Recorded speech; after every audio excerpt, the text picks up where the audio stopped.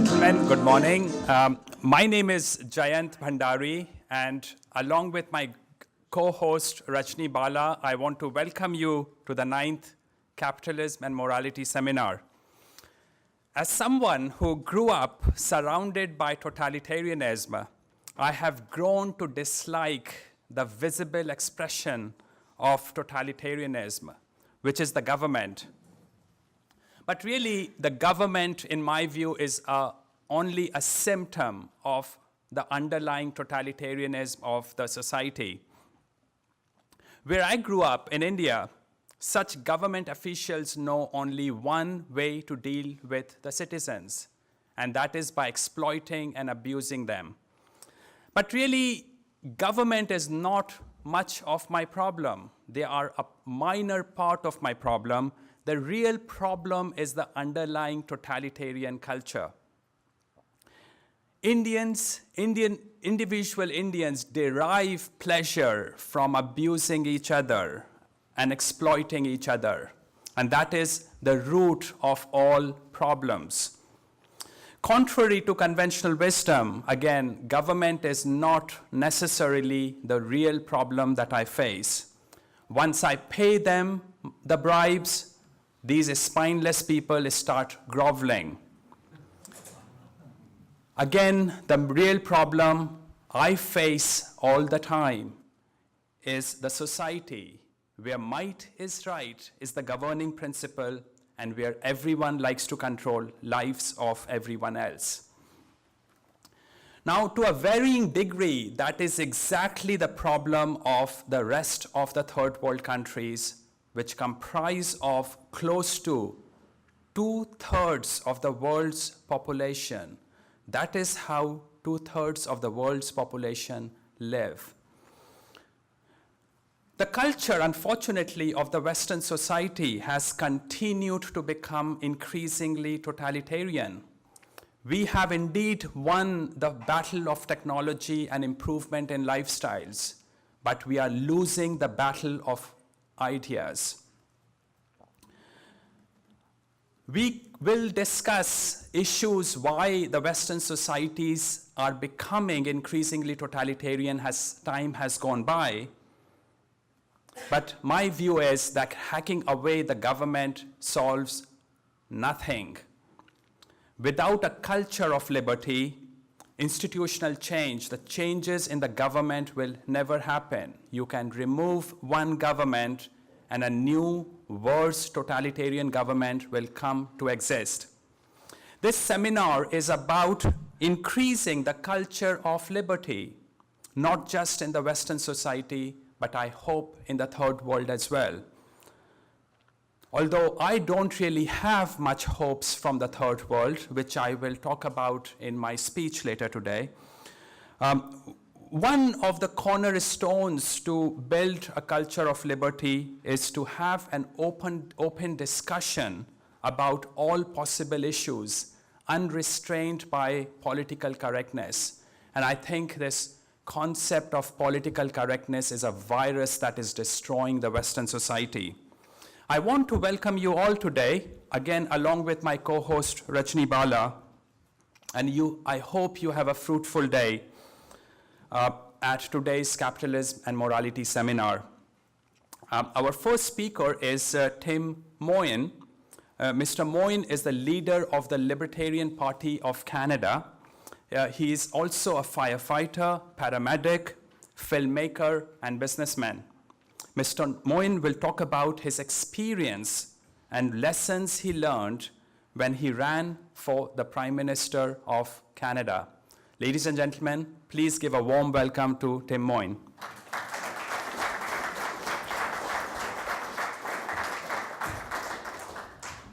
All right, well, I'm happy to be here, like Giant said.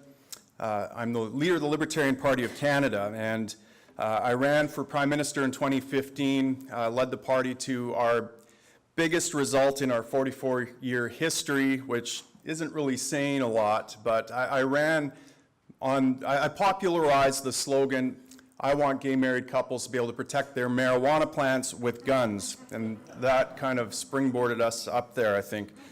But I have to say, I'm a little bit disappointed that Giant gave a politician the podium here at Capitalism Morality. I think this is a bit of a black mark on an otherwise pristine record here. I've always hated politicians. I think they're mostly people of questionable character who have really nothing of value to provide to the world. That's why they get into politics. But in my defense, I'm a terribly incompetent politician. I haven't profited a red cent from my politicking. In fact, I killed my career at the top of my game. I spent my retirement fund and sentenced myself to manual labor until I'm dead, all to get about 2% of the vote. And even worse than that, I knew that I would lose the election terribly, and I still killed my career, and I still cashed in my retirement fund to do it. I'll tell you a little bit about why I did that in a bit. But let me tell you a little story about what it's like to be the leader of the Libertarian Party of Canada, and maybe what it's even like to be a liberty activist in general. As Giant said, I'm a firefighter paramedic by trade. About a decade ago, as a fire lieutenant, I was called to a burning apartment. There was an apartment on fire. I was tasked with leading my team up to the 4th floor, discovering where the fire apartment was, and doing primary search and rescue and fire suppression. So we get up to the 4th floor, we see smoke billowing out underneath one of the doors. We boot the door in and we start doing our search for anyone in there. I didn't expect to find anyone in there, but as we got through the smoke and I looked into the living room, I saw this figure sitting on a couch. And it was this very obese, butt-naked lady laying there, completely motionless. I thought she was dead for sure with the amount of smoke in there and the fact that she was motionless. I got up to her, and as I approached, I could see signs of her addiction to instant gratification everywhere. She had empty cigarette cartons, she had empty vodka bottles, she had empty Cheeto and Dorito bags lying there, she had crumbs all lodged in different crevices in her body. She was a real mess. And I leaned over her and I gave her a trap pinch to try to wake her up. And all of a sudden her eyes sprang open to my shock, and I think hers as well, because she saw a masked firefighter leaning over her. And as soon as she recognized that there was a firefighter leaning like nose to nose with her, she got a big smile on her face. I said, "Okay, we got to get out of here. Let's go. Your apartment's on fire." And she reached around, pulled me in, and tried to kiss me through my mask and said, "Come here, honey." And I pushed her away. I said, no, you don't understand. Your apartment's on fire. You're going to die. We need to get you out of here. And she just pulled me in again. And I said, "No, we have to go." And when she realized she wasn't going to get the instant gratification of a makeout sesh with a firefighter on her couch there in the middle of her burning apartment, her face screwed up in this horrible, hateful kind of scowl, and she said, "F you." And I'm like, okay, well. So I violated the non-aggression principle. I grabbed her and I hauled her forcibly through that room, kicking and screaming all the way out into the safety of the hallway, called EMS.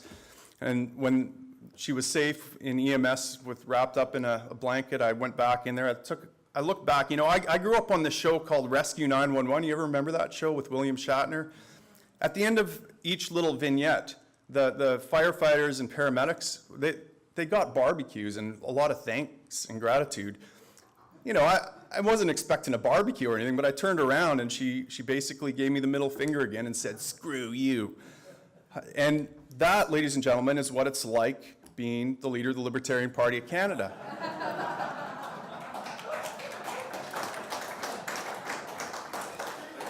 All right, so first, before I get into kind of the lessons I learned running for Prime Minister, I think it's important to outline why it is that government grows. And so the first problem we have to contend with is something called public choice theory. And anytime you have a government, you've created a mechanism for dispersing costs to the many and concentrating profit to the few. And we saw this recently in Canada when Andrew Scheer won leadership of the Conservative Party through the support of the dairy cartel. So dairy farmers get a lot of money by having the government prohibit competition in the market. The rest of us pay a few more dollars a year for our dairy products, and the dairy farmers make millions. So if supply management is threatened, the dairy farmers rise up and they make a lot of noise, don't they? They drive their tractors to Ottawa, they organize their efforts and make sure that their candidates that support dairy cartel supply management get elected. And the rest of us kind of shrug our shoulders as dairy consumers. We're like, well, we don't really feel the pain. The costs are kind of dispersed. We only pay a few extra dollars a year. We don't really notice that. So we don't go out of our way to organize. It wouldn't make sense for us to organize and try to defend against this. It would cost us far more to do that than it would to just accept a few more dollars a year. And you know, this is how liberty dies, because every single special interest group that has a friend in government does the same thing, don't they? And so liberty dies not by a sword through the heart, but by a million tiny little paper cuts. But this problem didn't exist to the degree it does today, I don't think. Certainly in 1776 America, the tolerance for being extorted and ruled was much lower, I think. Americans picked up arms and bled and died and killed government enforcers to get out from under a tiny pittance of the taxation and regulation that we face today. So I don't think public theory goes quite far enough to explain why it is that government grows. Why is it that these guys picked up arms and today we tolerate the level of government invasion into our lives we do?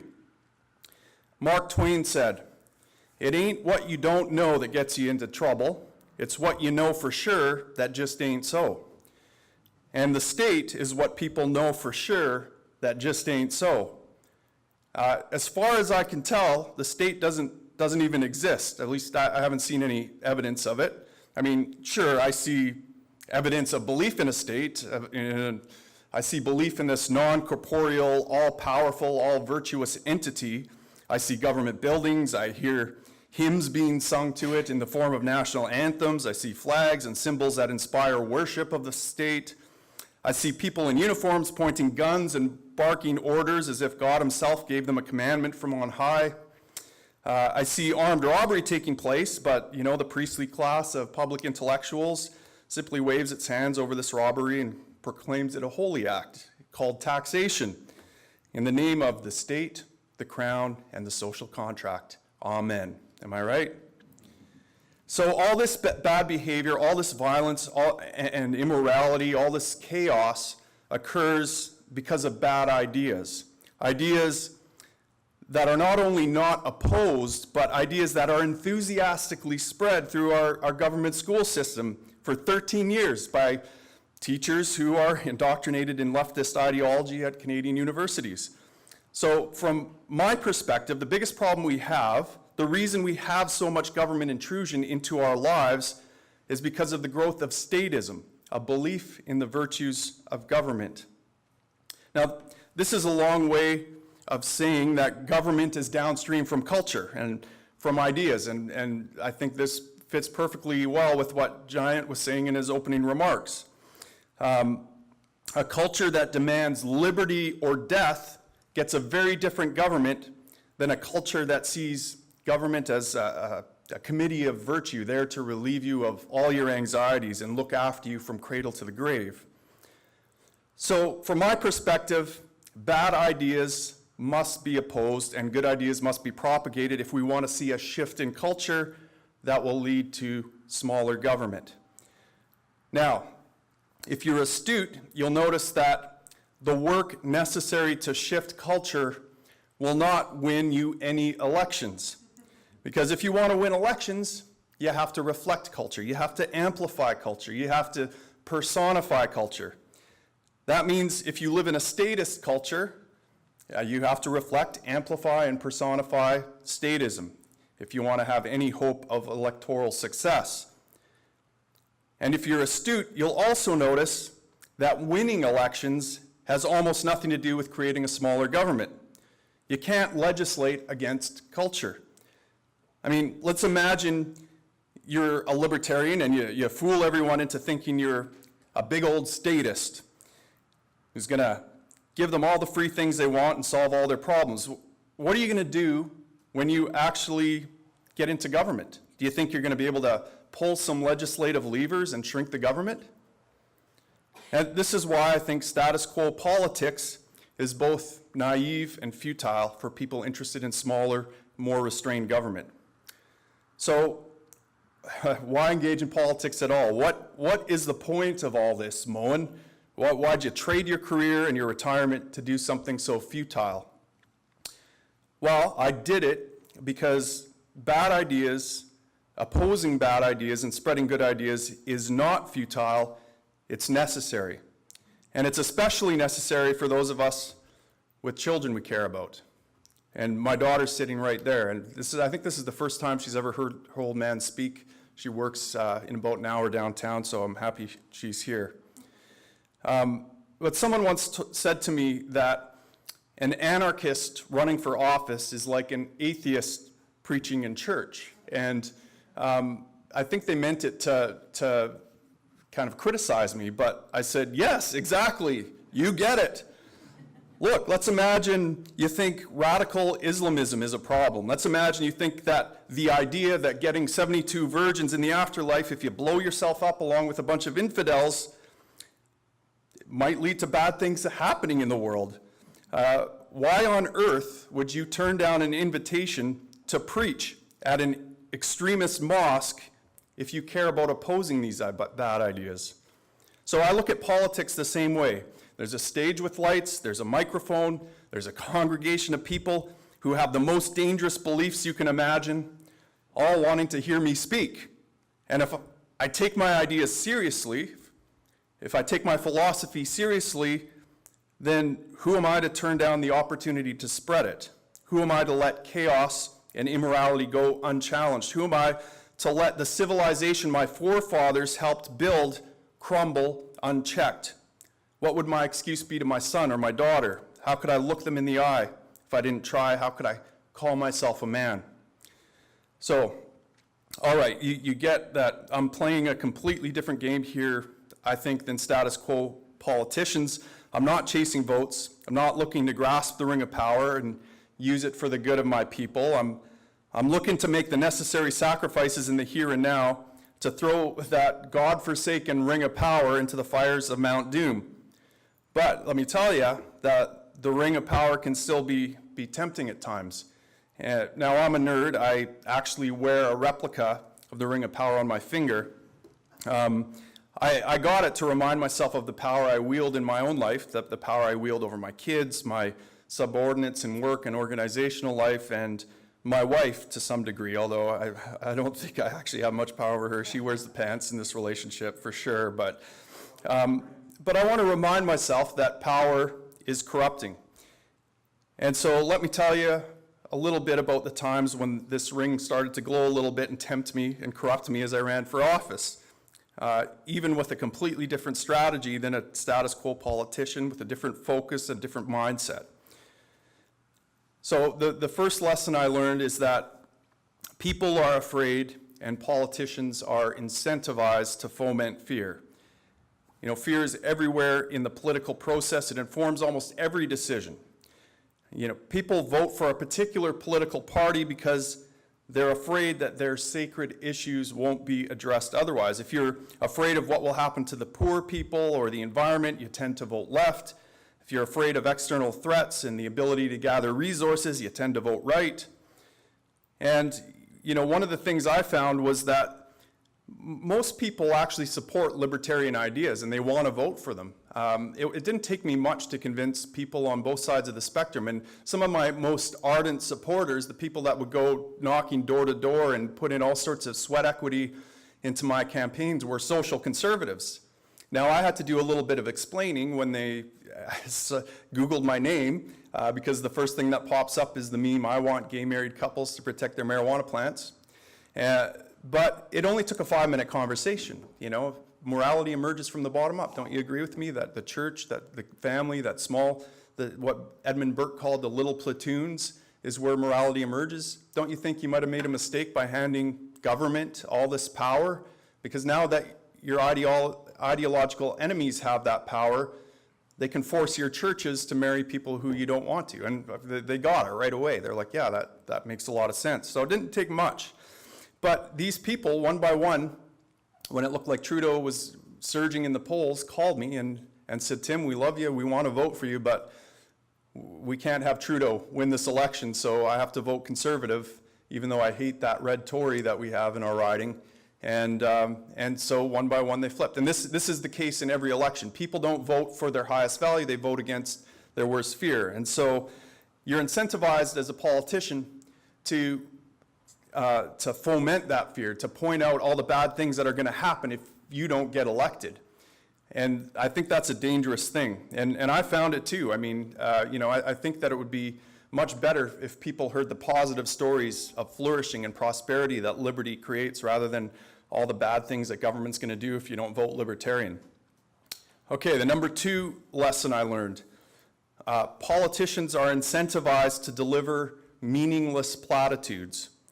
Each party and political movement has their own catchphrases and jargon. On the left, you say the word sustainable, and you evoke a positive emotional response, even though everyone has a different standard, a definition, and vision of that word actually means. So if you say the word sustainable, you haven't actually said anything, but you've gotten people to like you, and you've said something non-offensive. On the right, if you say the words national security, it's the same thing. It's devoid of any meaning. What does national security even mean? But you provoke a positive emotional response, and everyone has their own idea of what that means. And so you appeal to all those people, even though they have radically different ideas of what that means. But if you try to flesh out ideas and opinions in concrete, rational terms, you face immediate criticism.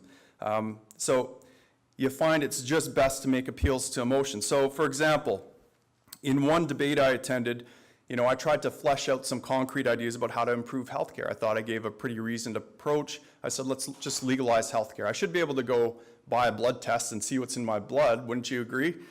Well, this mayor of this town steps up to the microphone and says in his kind of best Charlton Heston voice, it was a very conservative town, he said, this is to the libertarian candidate. I just want to say, you can take my universal health care and pry it from my cold, dead hands. Drops the mic, crowd erupts in applause. What was he saying there? I mean, it was completely meaningless. And the only thing I had in the few seconds to rebut was, well, look, sir, I'm a paramedic. I give health care. I don't take it away from people. And the crowd's like, oh, that makes sense. And they applaud. It was a completely meaningless exchange. Nothing of value got communicated there. It was just, again, meaningless platitudes. Number 3, politicians are incentivized to be fake. So let me start with a quote by Mencken that I think illustrates this. The larger the mob, the harder the test. In small areas, before small electorates, a first-rate man occasionally fights his way through, carrying even the mob with him by force of his personality. But when the field is nationwide, and the fight must be waged chiefly at second and third hand, and the force of personality cannot so readily make itself felt, then all the odds are on the man who is intrinsically the most devious and mediocre, the man who can easily and adeptly disperse the notion that his mind, disperse the notion that his mind is a virtual vacuum. The presidency tends year by year to go to such men. As democracy is perfected, the office presents more and more closely the inner soul of the people. We move toward a lofty ideal. On some great and glorious day, the plain folks of the land will reach their heart's desire, and at last, the White House will be adorned by a downright moron. Well, I think Mencken might just as well have been talking about the Prime Minister of Canada. I mean, can you imagine a more mediocre, bland, and vacuous character than our current Prime Minister? Now, I don't actually believe that the flesh and blood person, Justin Trudeau, is as boring, mediocre, and vacuous as the character that he plays in office. I think there may be an interesting person behind this character, a guy who smokes dope with Mark Emery, who is a trust fund philandering playboy who gets a bit too frisky with women at music fests, a guy who snowboards, boxes, and teaches drama. Okay, maybe he's not that interesting, but certainly he's more interesting than the guy we see on TV playing the prime minister. I mean, does anyone believe that our prime minister is playing anything but a character? And so politicians, almost by definition, are required to not have any personal opinions and to completely erase themselves and take on the aggregate personality of their constituents in order to win and get votes. I mean, this means that rationally, in order to win an election, you must value power and prestige more than integrity. You can't have any compunction about deception, and you have to tell people what they want to hear. Sympathy for your political victims will be a handicap, so sociopaths have a decided advantage in the political arena. So one example I faced is, I'm an atheist, and at times it would have been far more comfortable for me to outright lie or dodge questions posed to me by Christians, or tell them about the time I went to Bible college to study to be a pastor, but avoid telling them the part about how studying the Bible turned me into an atheist. And so, there's a myriad of these temptations that come your way to kind of erase yourself and the truth and hide it away from people, even when you're not running for votes, but to give ideas. Okay, I'm going to tell you now about a few lessons that might give us some cause to hope.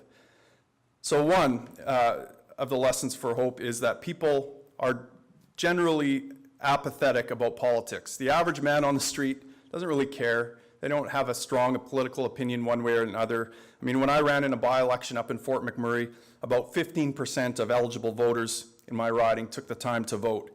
So that's good. I mean, 85% of them did other things that were more productive for their lives. They drank beer, watched TV, went to the lake. And I don't think people are resistant to making the world better through voting so much as they're just attracted to doing the things that actually make their world better. So I think this is a cause for hope. Now, another lesson I learned is that libertarians are evolving. We're starting to learn to work together. There's that old joke that says the one thing that libertarians hate more than conservatives and liberals is other libertarians. And it's true, because only I have the right political philosophy. Every other libertarian is off a little bit. And I love to point out how they're wrong, right? And when you're the leader of a group of people that are exactly like that, it makes it kind of difficult. But libertarians are learning to set aside their differences and focus on a common goal, and I think that's cause for hope. Another cause for hope is that I think we're starting to win. I spent years as an apolitical anarchist. 6 months before I ran for Prime Minister of Canada, I wrote an article explaining why voting might be borderline immoral, and definitely political action is, because you're supporting the very thing that you're trying to tear down. But what I've seen is that standing on this podium and telling truths has a big effect, even though it might not look that way in terms of vote count. We're having an effect, and so evidence that we're winning is this. Maxime Bernier is a libertarian. He quotes Mises and Rothbard, and he almost won leadership of the Conservative Party of Canada on a fairly libertarian platform. He lost by like 12 dairy farmers. Now, I don't think Bernier would have had a chance if it hadn't been for hardcore liberty activists, the Libertarian Party of Canada, doing the work that we're doing on the ground. Brian Jean was the leader of the Wild Rose a couple of years ago, and when he won leadership, in his first newspaper article, he talked about how he's a libertarian. He identified as a libertarian. We're seeing this over and over, and I get calls all the time. Maxime Bernier, I've been putting a lot of pressure on him. He calls me regularly, and he's, I've been encouraging him to dump the zeros and get with heroes, and he's thinking about it. He wants to meet. And I get calls from mainstream parties all the time asking me for their support for a particular candidate, or to join them and be a candidate for them. Why are they doing that? I mean, I got like 1 or 2% of the vote. Well, it's because they recognize that the philosophy we wield is influential. that when you have an effective communicator, it wields a lot of power and shifts culture. So I think these are all reasons to hope. You know, the big parties are like big, cumbersome monsters that strike with slow and predictably narrow rhetoric, and they aren't used to having nimble opponents exploiting weaknesses that they never even realized they had. It's relatively easy for a little guy like me to break away little chunks of their party than it is for them to come close to doing any damage to mine. I mean, what are they going to do? Cause me to lose an election? I already know I'm going to lose the election, dummies. We have nothing to lose, and there's nothing more dangerous than a man with nothing to lose. And it's having an effect. So what's next for us? Well, in the next election, we're hoping to run a full slate of candidates, and we hope that that will give us an argument to get me on the national debate stage. I want to deliver this message to Canadians. They deserve to hear it. And I think that will have a huge effect on culture. And I just want to leave you with a few thoughts here. You know, I never imagined I would ever be a politician. I had no ambition to be a politician. I still don't, but somehow I find myself here. And it all came back to one day. There was one moment in my life that changed everything for me. And that was about 7 years ago. I was in a house fire. It was a hoarder's house, so you couldn't feel the floor. Piles of junk everywhere. And I'm advancing my team through the basement. It's not like you see in the movies Backdraft or Chicago Fire. It's completely blackout dark. Like you can't see your hand in front of your face. It's thick black smoke. All you can do is feel your way and feel the heat. And we're deep into this basement trying to feel our way through this mess. And all of a sudden we get a call to evacuate, and we could feel the heat starting to spike. So I had my guys follow the hose line back out to safety, and when my last guy was past me, I reached to grab the hose, and I tripped and fell, and I got tangled up in all the debris that was on the floor. And, you know, I couldn't find the hose, the heat was rising. I knew for a fact that I was gonna die. Like, I felt my skin starting to burn, and there was no way I could find that hose. I couldn't free myself. And I was seized immediately by all this regret, the regret of not being the father I should have been to my kids, regret of not taking my values in my life seriously and just kind of following a path that had been laid out by other people for me to follow. And I mean, obviously, I made it out of that fire, but I emerged from that fire a new man. I wasn't going to play small in life anymore. I was going to take my principles, my responsibilities seriously. And that is what led me to this, I guess. Things just started happening in my life, that opportunities that I never would have noticed before or would have turned down, I just started saying yes to, because even though they scared the hell out of me standing on a political stage, I'd rather running into a burning building than do that, but I did it. And so if I can leave you with one thing, it's that you're all gonna die one day. Take your life seriously, take your principles seriously, and take responsibility. Be willing to make sacrifices, and not in the Randian sense of where sacrifice is a sin, but trade the immediate gratification for a long-term tomorrow. But throw us a few shekels. I know there's some rich people in this room. So if you think what I'm doing is valuable, throw us some money and consider running as a candidate. So thank you for your time. Appreciate it.